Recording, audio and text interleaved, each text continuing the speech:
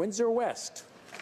Thank you, Mr. Speaker. And I'm rising again, as I have so many other times in this chamber, to talk about a border situation that is very important for this nation.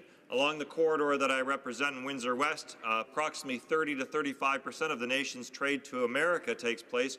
Over $1 billion per day, often up to 30,000 trucks or 10,000 vehicles as well traverse. And we've been trying to get a new border crossing for some time. In fact, in the year 2000, when I was then a city councillor, proposed and put forth the community movement with others to actually create a new border crossing. And it was ascribed at that time by some as a pipe dream.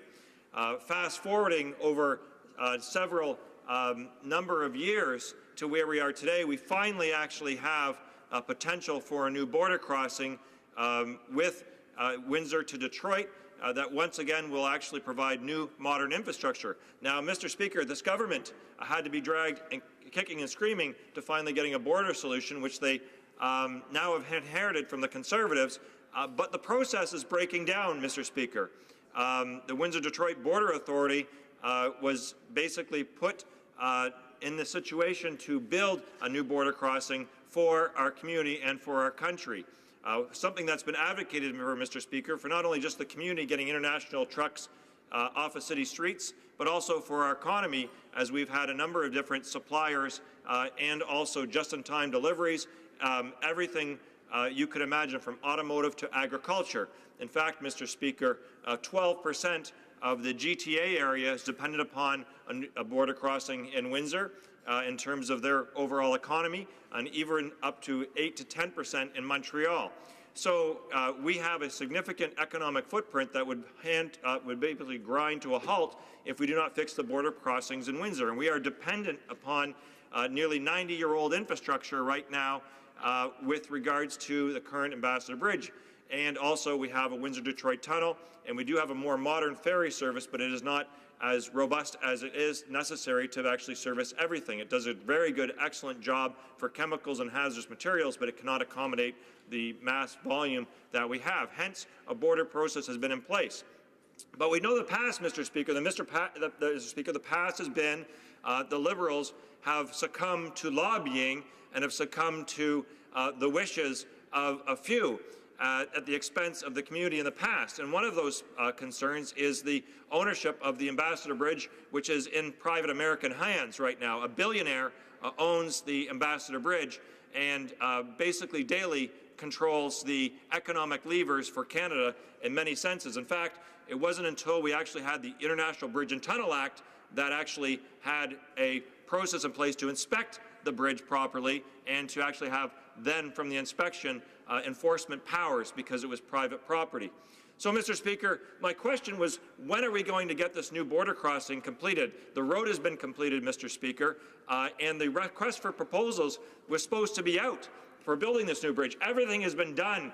In fact, we have, because of the government's lack of planning, are doing all the work necessary. So, Mr. Speaker, my question was, why is there delays continuing to actually put their RFP out and build the border crossing by 2020? Why isn't the government meeting that mandate? The Honourable Parliamentary Secretary to the Minister of Infrastructure and Communities. Thank you very much, Mr. Speaker. I'm pleased to be able to respond to my colleague. I would say at the outset that the Government of Canada recognizes the importance of the Windsor-Detroit corridor and is firmly committed to carrying out the Gordie Howe International Bridge project as quickly as possible. The Windsor-Detroit commercial corridor is the busiest land crossing along the Canadian-American border and one of the busiest in North America. Over a quarter of all trade goes between our two countries that crosses by land depends on this corridor. The Government of Canada has made considerable progress in this project. In July 2015, we completed the first step, which was the request for qualification, and it started in 2015, finished in January 2016, and 3 very competitive teams were pre-selected in the request for proposals. So the work has already started for the request for proposals and will last about 18 months. And then at the end of that process, the PPP contract will be concluded with the selected private partner. Under that contract, the private partner will have to provide detailed information on the project, including a timetable for the construction work and the date that the bridge would be expected to open.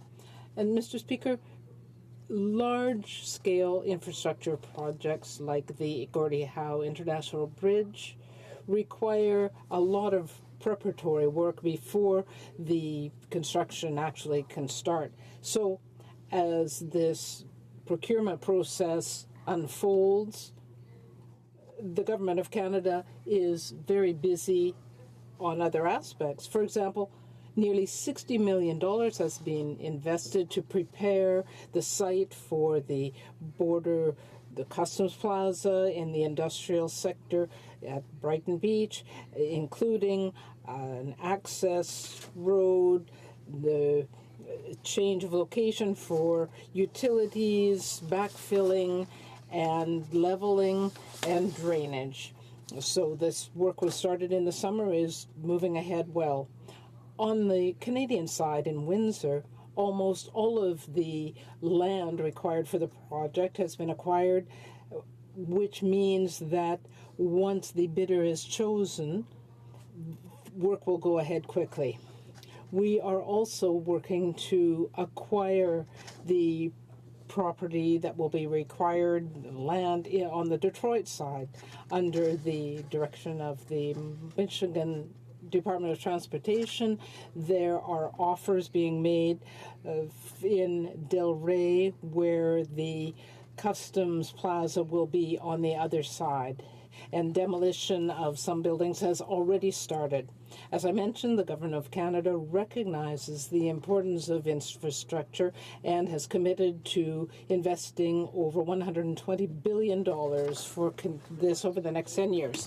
I know that the work is taking place on the Canadian side. I was on City Council and we assembled the land that now is being used for the actual border crossing. And on the Delray side and the Michigan side, we have a number of processes in place that have been passed for a number of years. It's called condemnation, and the process there has been slowed because this government has fallen to the lobby of the Ambassador Bridge, a private company and a private American billionaire who has basically been active at slowing the project down. And Mr. Speaker, the deadline by the government was 2020. Are they going to make the 2020 deadline? What are the excuses if they're not? This government dispatched one of the persons from the Windsor-Detroit Border Authority, and they dispatched that person to go meet with the Ambassador Bridge about selling or purchasing, selling for the Ambassador Bridge to us, but purchasing from the Canadian government. So what is it? Are they going to purchase the Ambassador Bridge? And then how are they going to go about doing a P3 if they don't even know whether or not there's going to be 1 crossing or 2 crossings in the public sector? So I'd like to know, is the 2020 deadline still on, and why are they actually negotiating with a private American billionaire?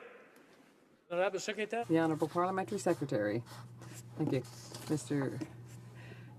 Speaker. My colleague's very enthusiastic. The 2020 deadline was done under the previous government, and we don't toss those kinds of dates around. We're going to do this responsibly. It's the company that's been chosen that will be able to give us the date, and when we know what that company is, we'll have more details. But I want to reassure my colleague that this project is as important for the Canadian government as it is for him.